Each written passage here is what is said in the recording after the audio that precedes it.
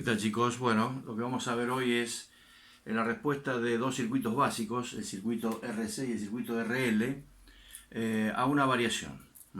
Es la antesala, o mejor dicho, lo que necesitamos conocer para estudiar en breve, ya mismo, la generación de corriente alterna y la respuesta de los circuitos a la corriente alterna. Pero para eso vamos a ver cómo se comportan ante una variación. A este tipo de variación se llama variación escalón, porque pasa de 0 a B máximo. Entonces pasa de la llave abierta a la llave cerrada. Vemos en primer lugar qué ocurre con el circuito RC. El circuito RC, resistencia y capacitor, cuando yo cierro la llave, en primer lugar el capacitor está descargado, ¿está bien? Entonces la tensión en el capacitor es 0. Si yo cierro la llave tengo del lado izquierdo la tensión de fuente B aplicada a la resistencia. Del lado derecho tengo 0. Por lo tanto la diferencia potencial en R es B. R por I es igual a B. Y la corriente que está circulando es B sobre R. Entonces la corriente es máxima, tengo un pico de corriente. Acá lo podemos ver en la gráfica. Venimos en 0, en T igual 0, cierro la llave, tengo B sobre R, pico de corriente. Ese pico de corriente es la corriente de carga del capacitor. ¿Qué pasa? A medida que transcurre el tiempo, el capacitor se va cargando. Se va cargando y al ir cargándose va aumentando este potencial. Este se mantiene fijo, el de la izquierda, el B, porque es el de la fuente. Pero al ir aumentando la diferencia potencial va disminuyendo. Lo que hace que disminuya la corriente. Y es lo que ocurre, porque tenemos un pico de corriente cuando se cierra el circuito y luego la corriente va disminuyendo. Y la tensión es constante. Entonces, de la misma forma que disminuye la corriente, va aumentando la tensión en el capacitor, porque se va cargando. ¿Está claro? Las fórmulas o las ecuaciones que ponen de manifiesto el crecimiento y el decrecimiento exponencial son estas. Acá tenemos que la corriente es B sobre R por E a la menos T sobre tau, y la B sub C es B por 1 menos E a la menos T sobre tau.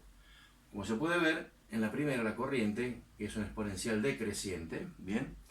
En T igual 0, tengo este término vale 1, por lo tanto la corriente es máxima, que es lo que tenemos aquí. A medida que va aumentando el tiempo, va disminuyendo, por lo tanto va tendiendo a 0. Y la B sub C al revés, como es 1 menos E a la menos T sobre tau, en un primer instante el paréntesis da 0 y luego va aumentando. Y eso es lo que tenemos aquí, en la exponencial creciente.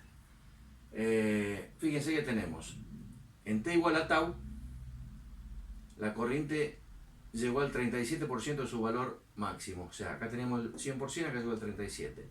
Y la tensión, que valía 0, llegó al 63%. O sea, ese es el crecimiento y el decrecimiento. Y en T igual a 5 tau, la corriente llegó al valor prácticamente 0 y la tensión a su valor máximo. Son los valores notables de la constante de tiempo que se pone en evidencia en este circuito.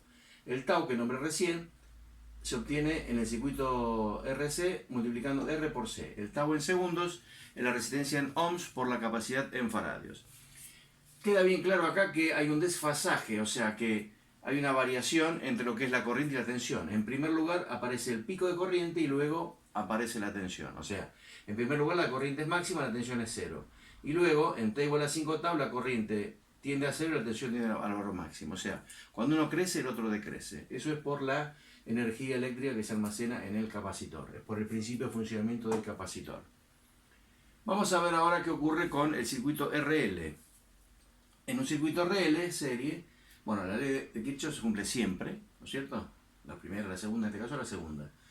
Tenemos que se invierten ahora, porque en el primer instante cuando cierro la llave, la corriente antes de cerrar la llave valía 0. Luego de cerrar la llave en ese pequeño instante tiene que seguir valiendo 0, porque la inercia de la energía almacenada en la bobina impide que haya una variación instantánea. Eso lo dice la ley de Lenz. Entonces me va a generar un pico de tensión que me va a poner el mismo valor de tensión que tengo a la izquierda lo pone a la derecha, de modo que la diferencia potencial es 0 en el primer instante.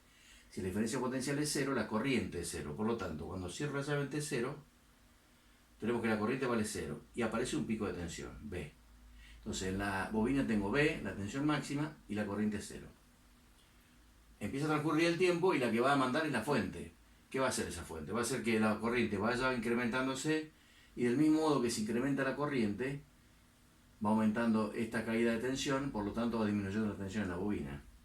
Entonces la corriente sube, la tensión baja. ocurre a la inversa que en el circuito anterior.